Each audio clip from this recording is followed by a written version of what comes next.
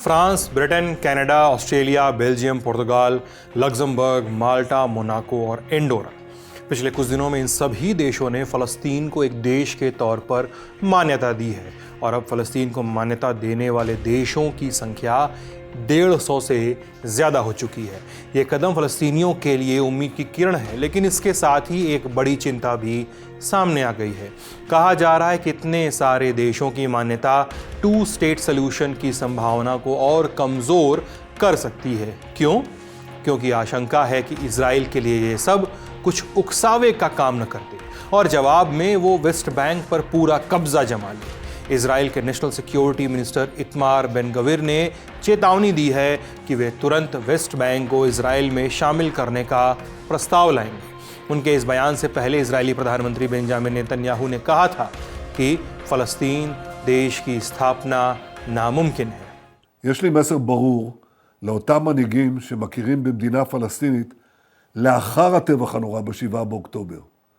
אתם מעניקים פרס עצום לטרור. ויש לי מסר נוסף עבורכם. זה לא יהיה. לא תקום מדינה פלסטינית ממערב לירדן. खबर यह भी है कि इस्लामी देशों के लीडर्स ने डोनाल्ड ट्रंप से इस बारे में बात की है।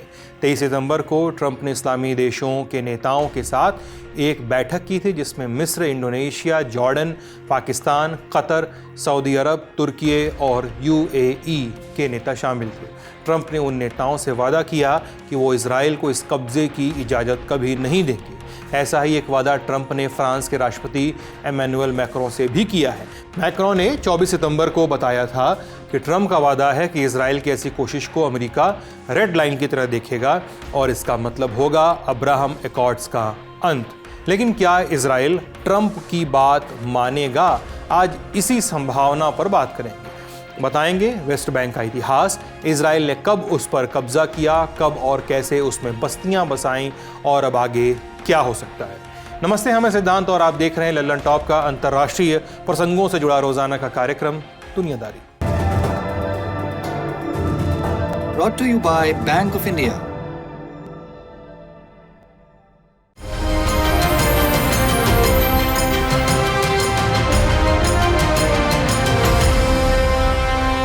चौदह मई 1948 इजराइल नाम का मुल्क वजूद में आया। इसके अगले ही दिन 5 अरब देश उस पर हमलावर हो गए क्योंकि वे सभी यूनाइटेड नेशंस के पार्टीशन प्लान से नाखुश थे। उन्हें लग रहा था कि नाइंसाफ़ी हुई है। तर्क था कि ज़्यादा आबादी वाले अरबों को कम ज़मीन मिली है और कम आबादी वाले यहूदियों को ज़्यादा। इसी ख्याल ने उन्हें एकजुट किया और जंग के मैदान में खड़ा कर दिया। 1 बरस तक ये लड़ाई चली और अंजाम ये हुआ कि इजराइल पहले से भी ज़्यादा इलाके पे काबिज हो गया। लगभग 7.5 लाख फ़लस्तीनी ज़मीन छोड़कर भागने को मजबूर हुए। कुछ पड़ोसी देशों में चले गए और कुछ फ़लस्तीन के ही अलग अलग इलाकों में रिफ्यूजी बनकर रह गए। अरब दुनिया में इसे नकबा कहते हैं। इस जंग में नुकसान तो हुआ, लेकिन गनीमत थी कि कुछ अहम हिस्से अब भी बचे थे। वेस्ट बैंक जॉर्डन के हाथ में था, गजा पर इजिप्ट का नियंत्रण था। इजराइल का कब्जा सिर्फ वेस्ट जेरूशलम तक सीमित रहा।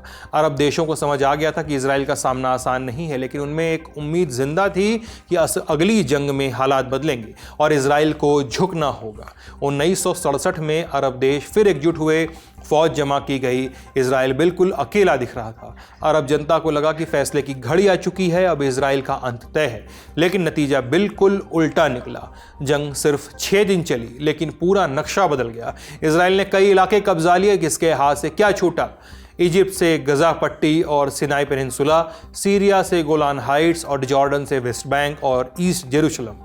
लेकिन इन ज़मीनों के साथ एक दिक्कत थी, क्योंकि इनके साथ एक बड़ी फ़लस्तीनी आबादी भी आ गई। तत्कालीन इजरायली प्रधानमंत्री लेवी एशकोल ने उस वक्त कहा था कि हमने जंग जीती और हमें दहेज में ज़मीन मिली, लेकिन उस दहेज के साथ जो दुल्हन आई वो हमें पसंद नहीं है। ये इजराइल की चुनौती थी। उसे ज़मीन चाहिए थी, लेकिन उसके बाशिंदे नहीं। ये एक नई लड़ाई थी। इसे कहा गया 7वें दिन की जंग, यानी कब्जे वाली ज़मीन का भविष्य क्या होगा, उसके लोग कहाँ जाएंगे। ये 7वां दिन 2025 में भी ख़त्म नहीं हुआ है। इससे निपटने के लिए इजराइल ने इनलाइटेंड ऑक्यूपेशन का रास्ता निकाला। अजीब सा शब्द है, प्रबुद्ध कब्जा। इस पॉलिसी के पीछे थे इजराइल के तत्कालीन डिफेंस मिनिस्टर मोशे दयान। उनका ख्याल था कि ऐसा इंतजाम किया जाए कि कब्जा दिखे ही नहीं। फ़लस्तीनियों को लगे कि सब कुछ सामान्य है। इस पॉलिसी के तहत जॉर्डन से छीने गए वेस्ट बैंक में जॉर्डन के ज़माने की संस्थाएं वैसी की वैसी ही बनी रहीं। सरकारी अफसर अपनी जगह पे रहे, तनख्वाह भी उन्हें जॉर्डन से मिलती रही। जॉर्डन को उम्मीद थी कि एक दिन ये इलाका वापस उसके हाथ में आ जाएगा। अर्थव्यवस्था भी खुली छोड़ दी गई। फ़लस्तीनी नौकरी और व्यापार के लिए जॉर्डन आते जाते थे। हालांकि इसके साथ साथ इजरायली फ़ौज अपना काम भी करती थी। राजनीति पर ताला जड़ दिया गया था। किसी भी तरह के राजनीतिक संगठन बनाने की इजाज़त नहीं थी। फ़लस्तीनी झंडा लहराना या कोई राष्ट्रवादी गीत गाना मना था। लोगों को हर एक काम के लिए परमिट लेना पड़ता था। लेकिन 1980 के दशक में इजराइल को समझ आ गया कि यह तरीका कारगर नहीं है, क्योंकि 1987 में इजरायली कब्जे के खिलाफ पहला इंतिफादा भड़क गया। इजराइल का पुरजोर विरोध शुरू हुआ। दबाव बढ़ा तो इजराइल को अपनी पॉलिसी बदलनी पड़ी, कूटनीति की तरफ बढ़ना पड़ा। इसका नतीजा था सितंबर 1993 का ओस्लो अकॉर्ड्स। यासिर अराफात के फ़लस्तीनी लिबरेशन ऑर्गेनाइजेशन यानी PLO और इजराइल की सरकार ने हाथ मिलाया। PLO ने इजराइल को मान्यता दी, वहीं इजराइल ने इसके बदले में PLO को फ़लस्तीन का प्रतिनिधि माना और फ़लस्तीनी अथॉरिटी PA बनाई थी। वेस्ट बैंक को 3 हिस्सों में बांट दिया गया। एरिया A, इसमें वेस्ट बैंक का 18% इलाका आता है। इसके अधिकांश मामले PA नियंत्रित करता है। एरिया B, इसमें 22% इलाका आता है। यहाँ शिक्षा, स्वास्थ्य और आर्थिक मामले भी PA देखती है। वहीं आंतरिक सुरक्षा का जो नियंत्रण है वो इजरायली फ़ौज ने अपने हाथों में ले रखा है। वो अपनी मर्जी से कहीं भी आ जा सकती है, किसी के भी घर में छापा मार सकती है। आखिरी हिस्सा है C, इसमें वेस्ट बैंक का 60% का इलाका आता है। ओस्लो अकॉर्ड्स के मुताबिक इस इलाके का फुल कंट्रोल फ़लस्तीनी अथॉरिटी को मिलना था, लेकिन ऐसा कभी नहीं हो पाया। इसके बरक्स इजराइल इस पूरे इलाके पे अपना नियंत्रण रखता है। सुरक्षा, स्कूल, हॉस्पिटल, कंस्ट्रक्शन सब कुछ अपने हिसाब से तय करता है। ये ढांचा एक शांति समझौते की राह खोलने के लिए बनाया गया था, लेकिन दोनों तरफ के एक्सट्रीमिस्ट ने इसे कमज़ोर कर दिया। इजराइल के भीतर 1973 की जंग के बाद गश इम्यूनिम यानी ब्लॉक ऑफ द फेथफुल का जन्म हुआ था। ये जायनिस्ट थे। इन्होंने वेस्ट बैंक में बस्तियां बनाना शुरू किया। कई बार फ़लस्तीनी आबादी वाले इलाकों में भी उन्होंने घर बसाए। बाद में इनकी कट्टर शाखा ज्यूइश अंडरग्राउंड ने फ़लस्तीनियों पर हमले भी किए। दूसरी तरफ पहले इंतिफादा के बाद हमास का उदय हो चुका था। हमास ने ओस्लो समझौते को धोखा माना और इजरायली शहरों में आत्मघाती बम हमलों का सिलसिला शुरू किया। 2000 के दशक की शुरुआत में शांति वार्ता फेल हो गई और फिर शुरू हुआ सेकेंड इंतिफादा। इसके जवाब में 2002 में इजराइल ने ऑपरेशन डिफेंसिव शील्ड शुरू किया। वेस्ट बैंक के शहरों पे कब्जा जमाया, साथ ही उसने सेपरेशन वॉल बनाना शुरू कर दिया। नफरत बढ़ी तो अतिवादियों को शह मिली। उन्होंने बस्तियां बसाना और तेज कर दिया। मौजूदा भू राजनीतिक स्थिति क्या है, नक्शा देखिए। गजा में लगभग 23 लाख फ़लस्तीनी रहते हैं। वहीं वेस्ट बैंक में लगभग 33 लाख। वेस्ट बैंक की एक सीमा जॉर्डन नदी के पश्चिमी किनारे से लगती है, इसलिए इसे वेस्ट बैंक कहते हैं। ईस्ट जेरूशलम भी इसी के अंदर आता है। जब भी फ़लस्तीन देश बनाने की बात होती है तो ईस्ट जेरूशलम को उसकी राजधानी बनाने की भी बात होती है। वेस्ट बैंक में कई रिफ्यूजी कैंप हैं। इन कैंप्स में लगभग 8,70,000 शरणार्थी रहते हैं। ये उन फ़लस्तीनियों के वंशज हैं जिन्हें 1948 में इजराइल ने उनकी ज़मीन से बेदखल कर दिया था। तब से ये लोग यहीं रहते हैं। इसके अलावा वेस्ट बैंक में लगभग 7 लाख इजरायली सेटलर्स भी रहते हैं। सेटलर्स उन इजरायली लोगों को कहते हैं जो फ़लस्तीन की ज़मीन पर रहते हैं। जिन बस्तियों में रहते हैं उन्हें सेटलमेंट कहते हैं। इन्हें यूनाइटेड नेशंस और अंतर्राष्ट्रीय समुदाय अवैध मानता है। जैसे जैसे गजा जंग की इंटेंसिटी बढ़ी है वैसे वैसे सेटलमेंट्स भी बढ़े हैं।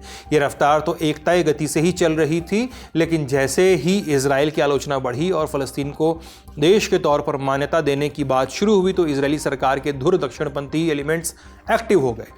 बेजलील स्मोत्रिच जैसे मंत्री वेस्ट बैंक पर कब्जे की वकालत करने लगे। 21 अगस्त को इजरायली सरकार ने वेस्ट बैंक के E1 इलाके में नई बस्ती बसाने के प्लान को मंजूरी दे दी। इसके तहत यहाँ 3400 हाउसिंग यूनिट्स बनाए जाएंगे। E1 यानी ईस्ट 1, ईस्ट क्योंकि ये इलाका जेरूशलम के पूर्व में पड़ता है।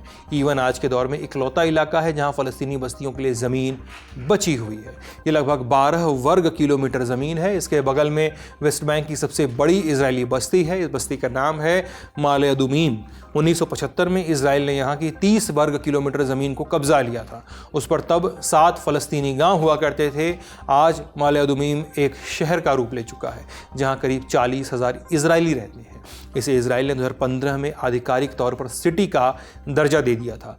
अब ये जो ईवन है वो माले अदुमीम के ठीक बगल में है। अगर इस इलाके में इजराइल ने बस्ती बना ली, वेस्ट बैंक 2 हिस्सों में बंट जाएगा। इसके अलावा ईस्ट जेरूसलम से कांटेक्ट भी ख़त्म हो जाएगा।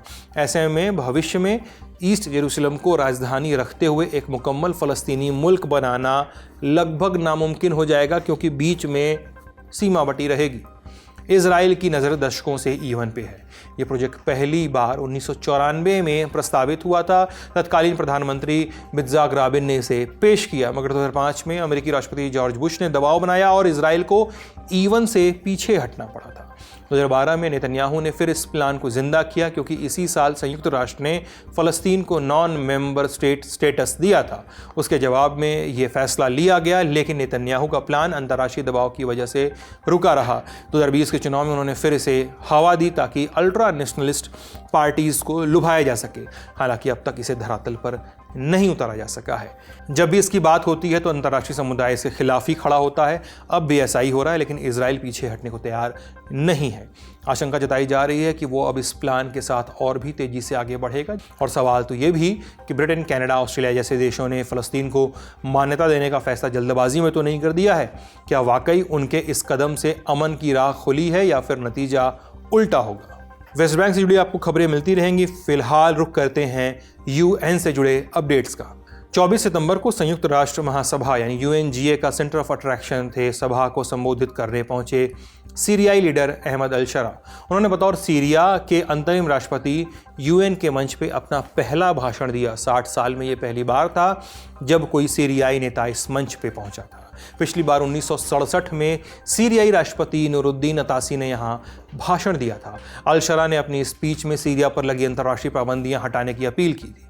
Through intensive diplomatic activity, Syria restored its international relations and forged regional and global partnerships and achieved the gradual lifting of most sanctions, and we call now for the complete lifting of sanctions so that they no longer shackle the Syrian people. हयात तहरीर अल-शाम HTS इस नाम के संगठन के मुखिया रहे अल-शरा को पहले अबू मोहम्मद अल-जोलानी के नाम से जाना जाता था। अल-कायदा से भी उनका रिश्ता रहा था और उन पर अमेरिका ने $1 करोड़ का इनाम रखा था। लेकिन वही नेता जब न्यूयॉर्क में शांति का प्रतीक बनकर एक सभा को संबोधित करने पहुंचा था, सैन्य वर्दी की जगह अल-शरा ने सूट बूट पहना था और खुद को एक नरम छवि वाले नेता के तौर पर पेश किया था। तो लोगों की चुप्पी देखने लायक थी। यूएनजीए के मंच से एक बयान ऐसा भी आया जो भारत के नज़रिए से अहम था।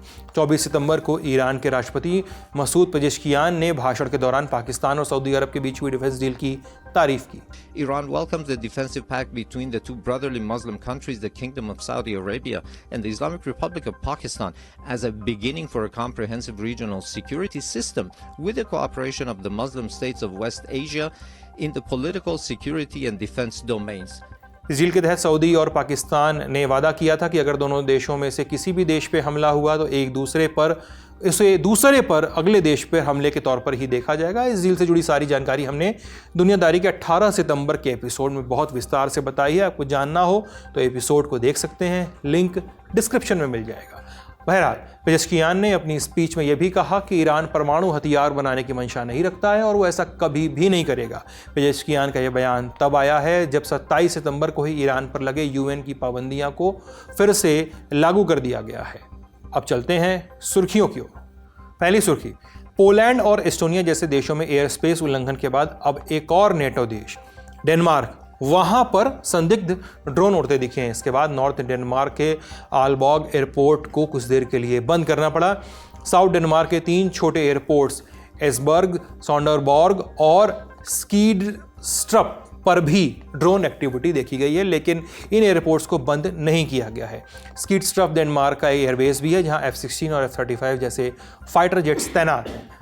इससे कुछ दिन पहले 22 सितंबर को भी कोपेनहेगन एयरपोर्ट को ड्रोन की वजह से बंद करना पड़ा था। इससे करीब 20,000 लोगों को परेशानी हुई थी। उस घटना के बाद प्रधानमंत्री मेटे फ्रेडरिक्सन ने कहा था कि इस मामले में रूस की भूमिका को नज़रअंदाज नहीं किया जा सकता है। हालांकि हालिया ड्रोन एक्टिविटी के बाद रक्षा मंत्री को जांच में अब तक रूसी दखल के कोई सबूत नहीं मिले हैं। वहीं डेनमार्क में रूस के राजदूत व्लादिमीर बार्बिन ने कोपेनहेगन ड्रोन घटना में अपने देश की किसी भी तरह की भूमिका से साफ इंकार कर दिया है। डेनमार्क के डिफेंस मिनिस्टर ट्रोल्स पॉल्सन ने कहा कि इसके पीछे कुछ पेशेवर लोगों का हाथ है। उन्होंने इसे हाइब्रिड अटैक बताया है। पॉल्सन ने कहा कि ड्रोन देश के अंदर से ही लॉन्च किए गए थे। आखिरी खबर फ्रांस से। यहाँ के पूर्व राष्ट्रपति निकोलस सरकोजी को लीबिया के पूर्व लीडर मुअम्मर गद्दाफी से अवैध रूप से लाखों यूरो लेने के मामले में दोषी पाया गया है। पेरिस की क्रिमिनल कोर्ट ने उन्हें भ्रष्टाचार और अवैध चुनाव फंडिंग से जुड़े बाकी सभी मामलों में बरी कर दिया है। सरकोजी ने इस मामले को राजनीति से प्रेरित बताया है। आरोप था कि उन्होंने गद्दाफी से मिले पैसों का इस्तेमाल 2007 के चुनाव अभियान को फंड करने के लिए किया था। सुनवाई के दौरान प्रोसिक्यूशन ने दावा किया कि सरकोजी ने पैसों के बदले गद्दाफी को पश्चिमी देशों के सामने बदनाम होने से बचाने में मदद का वादा किया था। सरकोजी 2007 से 2012 तक फ्रांस के राष्ट्रपति थे। मामले में जांच की शुरुआत 2013 में हुई थी। तब गद्दाफी के बेटे सैफ अल इस्लाम ने आरोप लगाया था कि सरकोजी ने उनके पापा से मोटी रकम वसूली थी। सरकोजी की पत्नी कार्ला ब्रूनी सरकोजी पर भी पिछले साल आरोप लगा था कि उन्होंने गद्दाफी मामले से जुड़े सबूत छुपाए हैं और धोखाधड़ी में मदद की है। हालांकि ये लगातार वो इन आरोपों को नकारती रही हैं। आज का दुनियादारी यहीं तक। अपना ख्याल रखिएगा, स्वस्थ रहिएगा। बहुत बहुत शुक्रिया।